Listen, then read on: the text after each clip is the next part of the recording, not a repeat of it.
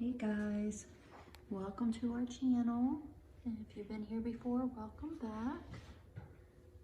So as you can see, Kumba is in his new cat hammock and he seems to really like it.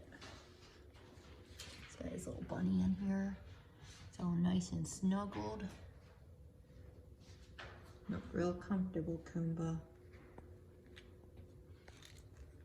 And I put a blanket at the bottom just so he's more comfortable, because he does weigh more than your typical house cat. So he does weigh the bottom of the hammock down onto that plastic baseboard. So to make it more comfortable, I put a blanket at the bottom. And he really enjoys it. And we did tighten this up a little bit. Put a little loop in it just to tighten it, but it still hangs at the bottom. But he really likes it, so that's all that matters.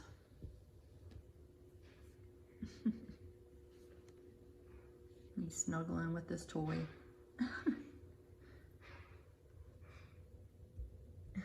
You are so cute. You are so cute.